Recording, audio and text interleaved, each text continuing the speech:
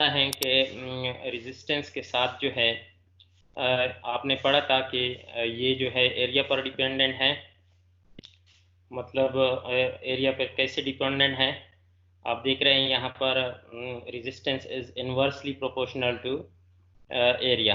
कि मतलब जब आप एरिया बढ़ाएंगे इसी वायर का तो रेजिस्टेंस जो है वो कम होगा, और जब एरिया आप कम करेंगे तो रेजिस्टेंस जो है ना वो ज़्यादा होगा। अब कैसे डिपेंडेंट है, फॉर एग्जांपल कंसीडर करें यही सेम वायर है, इसका ये एरिया ये है, स्मॉल एरिया है।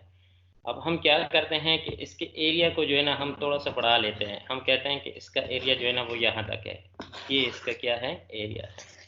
तो अब देखें जो अपोजिशन जिन फैक्टर की वजह से था चार्ज के लिए जो है ना, तो वो भी बढ़ जाएंगे। मतलब ये मूव करेगा इधर, इस तरह ये अपोजिशन, ये इधर ये इधर, तो चार्ज जो है उसके लिए जो है ना ये पाथ जो है ना ये फ्री हो जाएगा, फ्रीली जो है ना इस तरह वो मूवमेंट करेगा।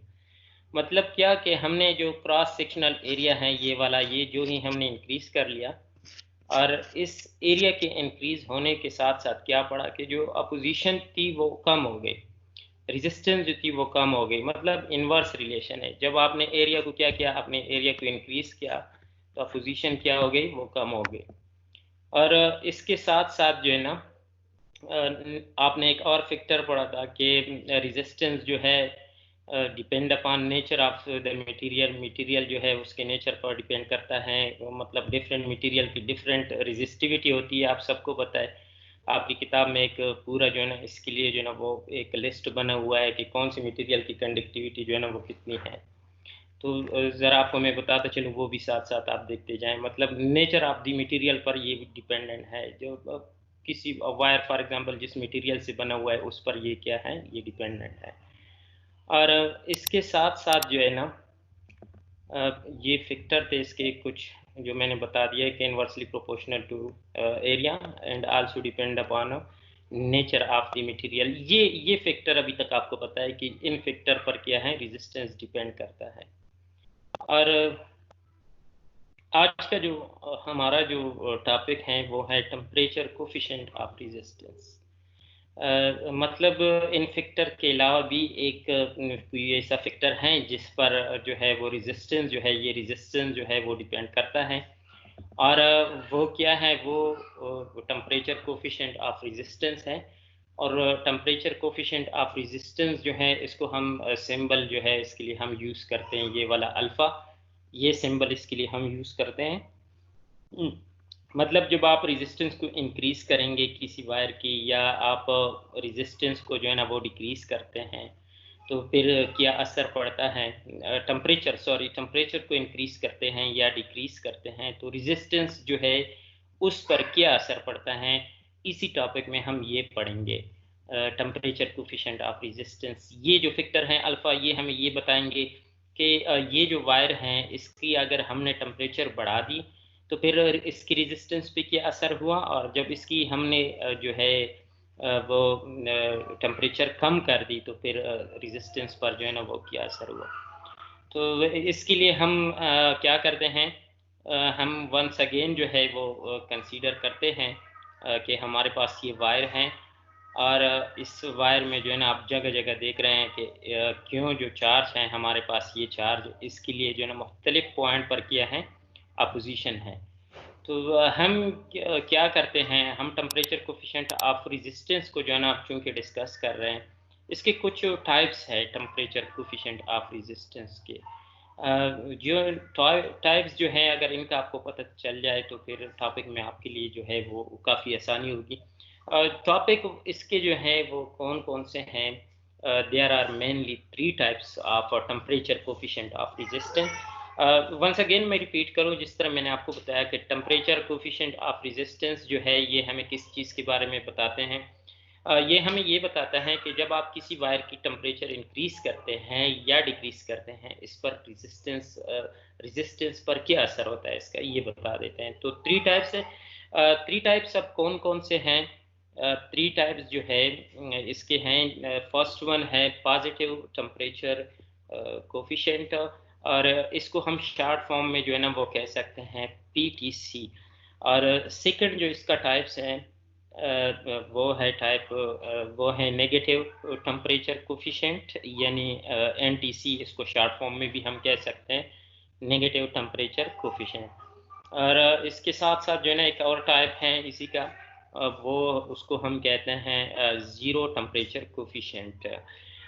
ये जो दो है ये आपके किताब में जो है ना वो डिस्कस किए हैं इन्होंने, काफ़ी डिटेल के साथ डिस्कस किए हैं, जिसके हवाले से हमने ऑलरेडी बात भी की थी, लेकिन फिर भी मैं कोशिश करता हूँ कि दोबारा भी इसको दोनों को यहाँ पर एक्सप्लेन करूँ।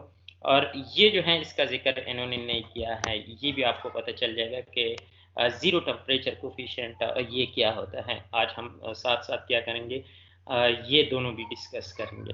तो इसके लिए मैं आपको बताता चलूँ डियर स्टूडेंट, हम डिस्कस करते हैं फर्स्ट वन जो है पॉजिटिव टेम्परेचर कोफिशिएंट।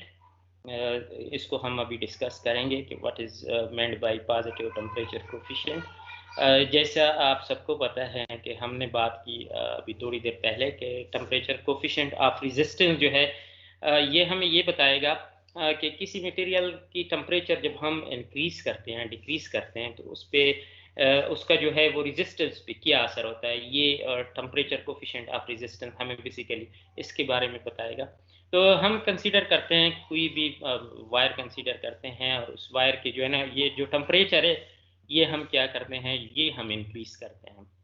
हम क्या ऑब्जर्व करते हैं कि जो ही हम टेम्परेचर इंक्रीज करते हैं किसी वायर का, तो टेम्परेचर के साथ साथ जो है ना वो क्या इंक्रीज होता है, साथ साथ रेजिस्टेंस जो है वो भी क्या होती है, वो इंक्रीज होती है। तो टेम्परेचर के बढ़ाने के साथ अगर रेजिस्टेंस बढ़ जाए तो इस तरह जो वायर है उसको हम क्या कहते हैं, हम कहते हैं कि इसका जो टेम्परेचर कोफिशिएंट है वो क्या है, पॉजिटिव, पॉजिटिव टेम्परेचर कोफिशिएंट। और इसके जो है ना वो एग्जांपल है, एग्जांपल जो है वो इसके जो है वो सिल्वर है, और सिल्वर के साथ साथ जो है ना गोल्ड भी है।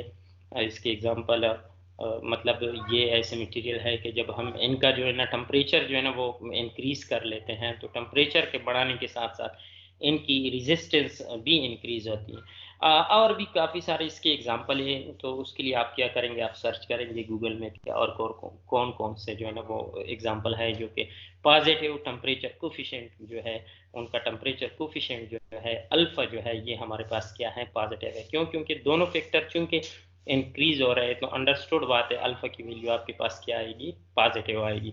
इसी वजह से इसको कहा जाता है पॉजिटिव टेम्परेचर कोफिशिएंट। इसके साथ साथ हम सेकंड वन जो है ना वो एक्सप्लेन करते हैं, और दूसरा जो है वो है कि negative temperature coefficient of resistance.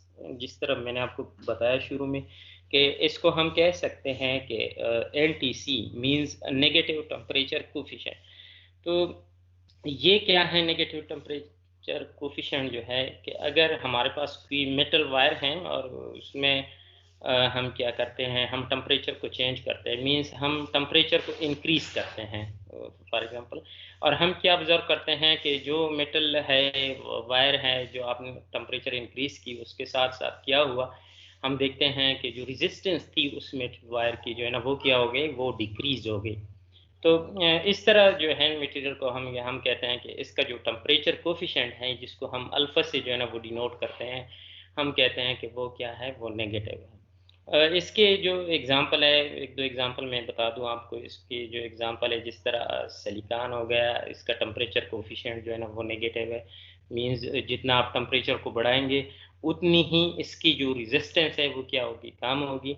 और सेकंड जो है हमारे पास जो है वो कार्बन है, मतलब जब आप इसकी रेजिस्टेंस क्या करेंगे, आप इसकी जो रेजिस्टेंस जो है ना वो ज़्यादा करेंगे तो टेम्परेचर इस वक्त कम होगा, और या टेम्परेचर आप बढ़ाएंगे तो रेजिस्टेंस इसका क्या होगा, कम होगा। मींस इनवर्स रिलेशन होगा, जब आप एक क्वांटिटी को बढ़ाएंगे तो दूसरे में क्या आएगा, डिक्रीज आएगा। तो इसी तरह मतलब आउटपुट जो रिजल्ट आपको मिलेगा वो मिलेगा नेगेटिव टेम्परेचर कोफिशिएंट।